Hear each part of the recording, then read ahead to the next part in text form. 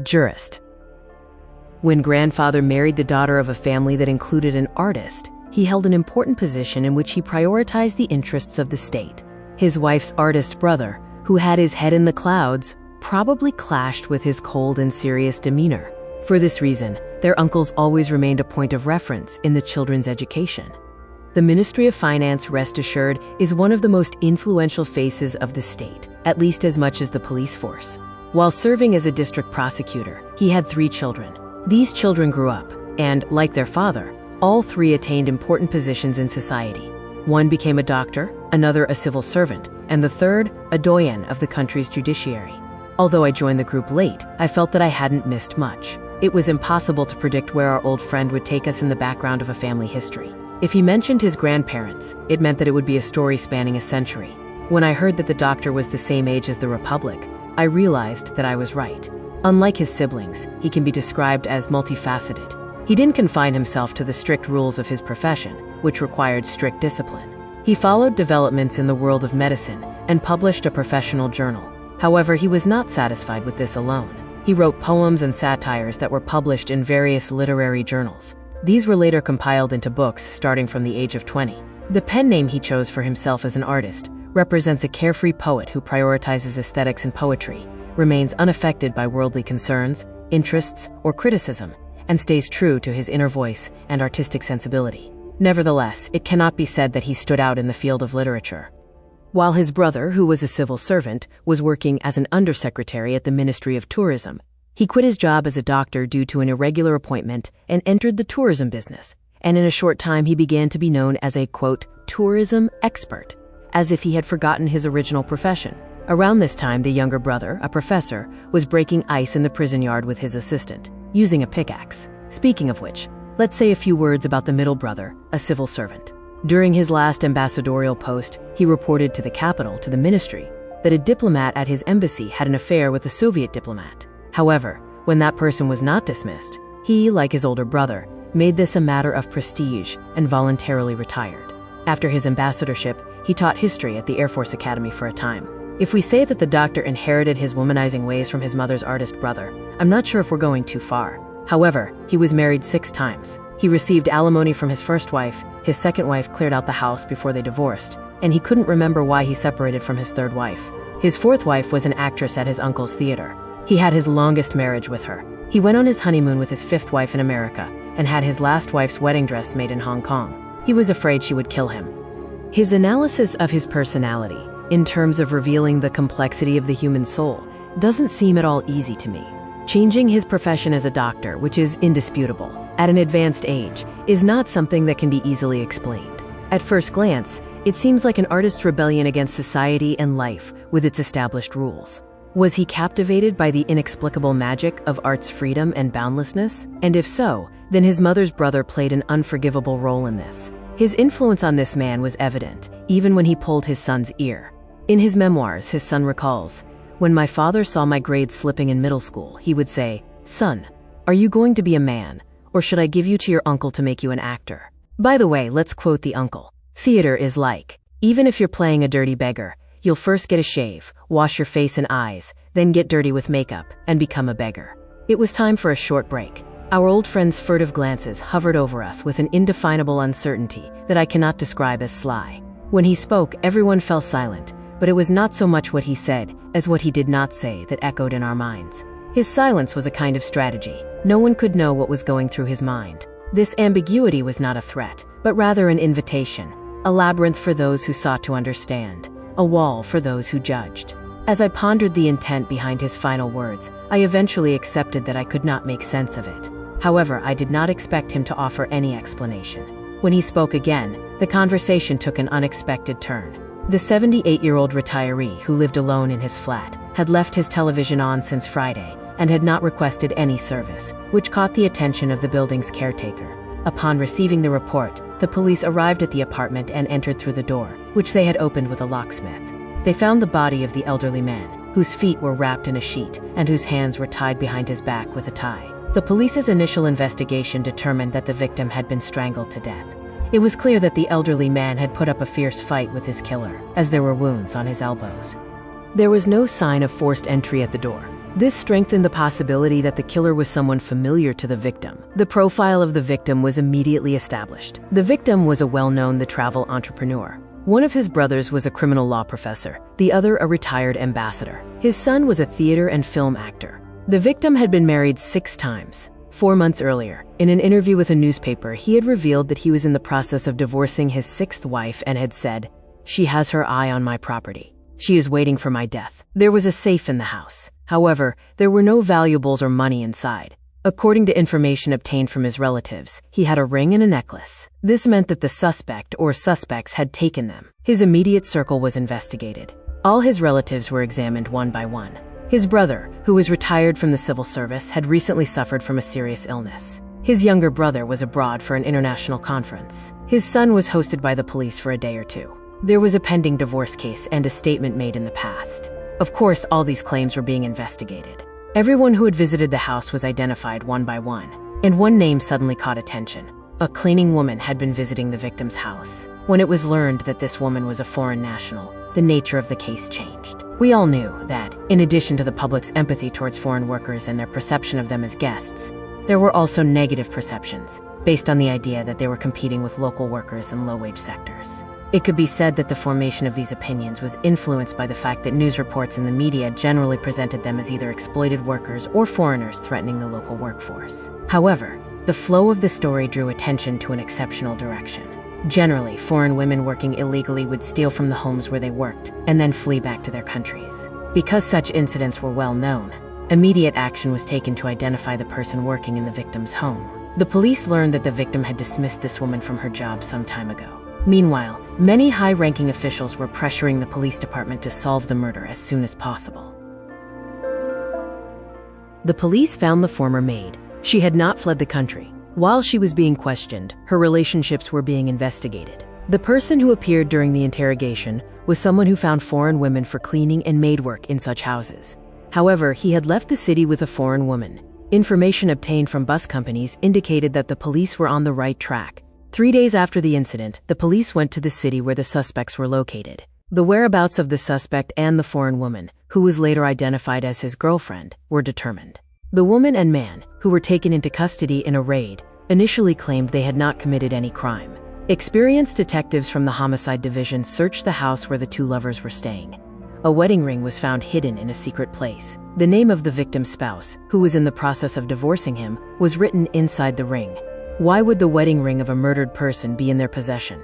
A very important piece of evidence had been found. The search of the house did not only reveal the wedding ring. 8 rings, 2 bracelets and a necklace, which were determined to have been stolen from the victim's home, were also found. On the way back, they confessed and recounted the incident. The foreign domestic worker who worked at the victim's home had been fired by the travel entrepreneur because she drank too much alcohol. After being fired, she told her friends that there was a safe in the house where she worked, containing a large amount of money. The murder suspect immediately made a plan with his foreign girlfriend to steal the money from the safe in the house. At this point in the story, our old friend took a short breather. The newspaper reports of those days had given extensive coverage to the murderer's confessions in court. One day at a drinks table, Tatiana told us about a large safe containing a large amount of money in the home of the Tourismcy who had fired her, and she described the layout of the house to us. She suggested murder. Thinking it would be a profitable venture, we all planned the murder together. The next day, I called the old man and said, "You fired Tatiana. If you like, I can find you a new maid." He agreed. After that, we put the murder plan into action. Tatiana came with us to keep watch. I went inside with my girlfriend Ludmila. I introduced Ludmila to the Tourismcy as the new maid. Then I said I was going to the bathroom and went into the bathroom. From there I called out, "Which towel should I use?" He came and gave me a towel. Just as he was about to turn around and leave, I put the towel he had given me around his neck from behind and started to squeeze. The old man was resisting, despite all my efforts. I called out to Ludmila for help. She gave me a blue cloth that didn't let air through. We put it over his head. With my girlfriend's help, we tied his hands and feet with a tie and sheets. That's how we managed to kill the Tourismcy. Then, following Tatiana's instructions, we easily found the safe key. But when we opened the safe, we were disappointed. Expecting billions of dollars in jewelry, we found only a wedding ring, 8 rings, a gold tie pin, and a bracelet. We took these items, along with 2 bottles of whiskey and a bottle of champagne from the house, and fled. That night, we partied with the whiskey and champagne. Deathly silence must be like this. No one was in a position to speak. The scene was hauntingly impressive in our minds. However, the personality our old friend began to describe had suddenly changed. He had become the Jurist brother. The victim's younger brother, who interrupted the conference abroad, was a professor of criminal law. He took the floor in court and said the following. Stating that he would leave the punishment to be imposed on the defendants to the discretion of the court, he said, "They brutally murdered an elderly man who welcomed them, showed them mercy, gave them work, and lived a quiet life, in a way that makes one's hair stand on end. As a former legal professional, I have always opposed the death penalty. They brutally murdered my brother, yet I still do not seek the death penalty for them. However, I respectfully request that they be sentenced to the harshest possible punishment through your noble justice," he said. The professor's philosophy of law was based on humanist doctrine, and this approach shaped his stance against the death penalty. His understanding of criminal law centered on the individual's right to life. The death penalty was not considered legitimate from a human rights perspective, because it irrevocably deprived an individual of their right to life. The impossibility of redress in the event of a miscarriage of justice in the death penalty must have been an important argument in the professor's opposition to this punishment. It is well known that wrong decisions leading to irreversible consequences undermine the credibility of the legal system. His approach to criminal law emphasized that punishments should serve the purposes of deterrence and rehabilitation. Statistical findings indicating that the death penalty has no definite deterrent effect probably supported his stance against this punishment. It is conceivable that alternative punishments such as life imprisonment could be less harmful and more effective than the death penalty in terms of deterrence. The professor's experiences in prison during the military coup undoubtedly increased his sensitivity to the ethical and social consequences of the death penalty. The idea that the death penalty could fuel hatred and resentment in society and undermine trust in the state was consistent with his humanist approach. His experiences during political trials must have shown him that the death penalty could be used as a means of coercion in political crimes. The ambiguous nature of political crimes and the manipulation of public opinion made it difficult to apply the death penalty fairly. His humanist approach to criminal law, his emphasis on freedom of thought, and his experiences in prison, particularly the incompatibility of the death penalty with human rights, the risk of judicial error, and the lack of deterrence, seemed to be the main reasons for his opposition, which was consistent with his understanding of law. We had always known that our old friend placed great value on human life, which was almost sacred to him, but we never imagined he could be so well versed in the subject. As always, he once again began his history lesson. The regime established in the country a century ago had executed many deserters and opponents of the regime who had rebelled while the price of democracy was being paid at the beginning. Later, the country joined the ranks of nations that hanged their own prime ministers. By 1980, the coup plotters were experienced. We learn this from their memoirs. Shall we hang them or feed them? The executions went down in history as one of the darkest chapters in the country's political history. However, starting in 1984, death sentences handed down by courts were not carried out because they were not approved by Parliament. In 1991, an amnesty converted approximately 500 death sentences to 10 years of hard labor, and in 2002, a law converted all death sentences that had not been carried out to life imprisonment. Among these was the death sentence of the terrorist leader, the murderer of some 30,000 or so people, which was upheld by the Supreme Court in 1999. And then, did he put an end to the matter? I doubt it.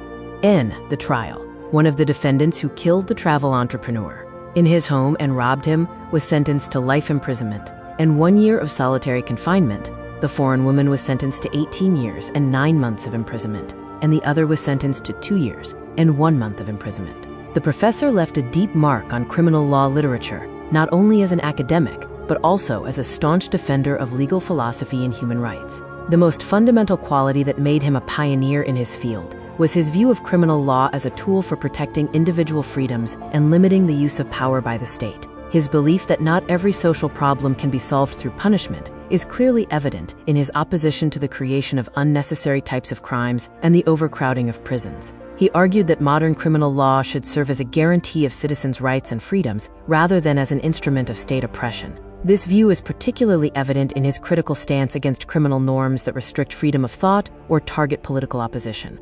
In his books and articles, he emphasizes that the justice system has a duty to protect innocence and guarantee the right to a fair trial, rather than focusing solely on punishing the guilty. The principle that the benefit of the doubt goes to the defendant meaning that if the crime is not proven, acquittal is required, and the idea that it is preferable for criminals to go unpunished rather than risking wrongful conviction, are cornerstones of his legal philosophy. This approach places the utmost importance on the human dignity and fundamental rights of the individual. The professor's contributions to criminal law were not limited to the theoretical level. They were also evident in his sensitivity to social and political developments. His active stance as an intellectual on issues such as the independence of the judiciary, the rule of law, and the protection of democratic values made him not only a legal scholar, but also a public conscience. He brought a liberal, libertarian, and human rights-oriented perspective to the country's criminal law, combining academic depth with critical thinking to leave a unique legacy to the legal community. His views served as a valuable guide, reminding us that the law should always be a tool in the pursuit of justice and freedom. He was a pioneering academic who embraced the humanist doctrine in criminal law. His views were based on an approach that centered on individual freedoms and emphasized the principles of proportionality and justice in punishment. However, the final word was a significant station. At night, when we looked out the train window, there was no sign, no marker, no light to tell us where we were. We were overcome by uncertainty and an inevitable sense of anxiety.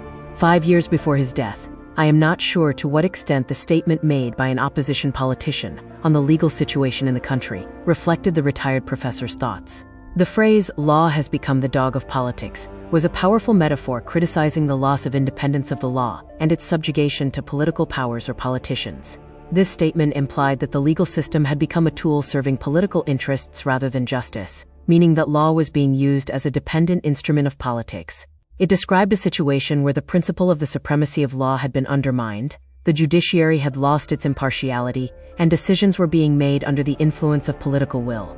In his statement, the politician referred to the debate surrounding the non-implementation of constitutional court decisions, and emphasized that the law was subject to politics. At that time, posts on social media generally contained criticisms regarding the independence of the law, the shaping of judicial decisions by political influences, and the erosion of the justice system. The comparison made by the political opponent was used as a symbolic expression, particularly in discussions about authoritarianism and the rule of law. Our old friend began to talk about how the subjugation of the law to political powers, or its use as a tool, was a topic that had been frequently discussed in different periods of history and in different geographical regions. In the final days of Rome, the exploitation of law for political gain was a common subject of criticism. In particular, the manipulation of judicial processes by leaders such as Sulla and Caesar cast a shadow over the impartiality of the law. In the writings of thinkers such as Cicero, it was emphasized that the law had been corrupted by political powers and that justice served personal interests, that the law should be based on universal principles of justice, but that political factions threatened this. During periods when the Catholic Church was intertwined with political authority, the law often came under the control of religious and political powers. The Inquisition courts are examples of the law being used as a tool of oppression by religious and political authorities. Throughout the reign of terror of the French Revolution, the legal system became a tool serving political ideologies. Revolutionary courts were used to eliminate political opponents, and trials often served the political goals of the revolution rather than being fair. The Nazi regime made the law an extension of its political ideology. Judges and courts were required to make decisions in line with Nazi Party policies. During Stalin's Great Purge of the 1930s, the legal system was used to purge political opponents. In South Africa, between 1948 and 1994, the apartheid regime, which aimed to secure the political, economic, and social superiority of the white minority over blacks, mixed-race people, and Asians, used the law to legitimize its racist policies. In the 21st century, with the rise of populist or authoritarian governments in some countries, the politicization of law has once again become a topic of discussion. Issues such as the appointment of judges and the political influence on court decisions have reignited criticism that the law has become a, quote, pawn of politics. In every era, lawyers, thinkers, and activists have called for the protection of the independence of the law and its removal from political influence. A brief silence. Then what happened? Our old friend, as if paying homage to a theatrical uncle, launched into a Shakespearean-style tirade. Human life, my friends, is like a magnificent but fleeting symphony of an orchestra. Each instrument carries the ups and downs of life's spirit. Each note leaves a mark on the fabric woven by fate. In the first act, the joyful tones of the flutes evoke the innocent laughter of childhood, the oboes whisper of youth's fiery dreams, the sweet and bitter turmoil of love. The violins dance with the fragile hopes of optimism, chasing after perfection, that unattainable ideal, with a crescendo reaching for the heavens. But alas, the deep somber strings of the cellos bear the heavy burden of maturity's wisdom, and at that moment, the terrible disappointment of failing to achieve perfection shakes the orchestra like a dissonance. This pain echoes in the sobs of the string instruments, lingers like a shadow in the clarinet's lament, for the human heart bears the pain of falling while climbing toward the summit of ideals. Time, that ruthless master, waves his scepter impatiently. Trumpets bellow the echoes of victories and disasters, while drums thunder like thunderclaps, marking the inevitable rhythm of struggles, defeats, and ultimately death. Each section is a season, the awakening of spring, the exuberance of summer, the melancholic whispers of autumn, and the cold, relentless stillness of winter. And so, the symphony comes to an end. The instruments fall silent one by one. The clarinet's final breath trembles in the unattainable shadow of ideals. The stringed instruments moan with the bitter melody of disappointment. And finally, with the timpani's gentle, lingering final stroke, the music surrenders to eternal silence. The curtain falls, the theater is shrouded in darkness. No applause, no tears, no vision of perfection remains, only that great silence echoing in the embrace of eternity. Man is but a fleeting actor on this mortal stage. He stumbles through his role in the shadow of his ideals, and when his role is done, he leaves the stage. The orchestra, however, will begin anew to play another story. Our old friend's final words, no doubt, were about his hero. However, I do not believe that the professor, who had embraced and continuously developed humanist ideas throughout his rather long life, was able to see how much of his ideals had been realized. I have my doubts as to whether his theories on criminal law relating to human dignity, like the ideal of democracy, have come to fruition. In the last years of his life, the professor witnessed how the legal ideals he had fought for throughout his life were being trampled underfoot, and how the country's people's trust in the justice system had been shattered. Indeed, in the World Justice Project, WJP's annual Rule of Law and Corruption Index, his country ranked quite low in both the rule of law and the fight against corruption.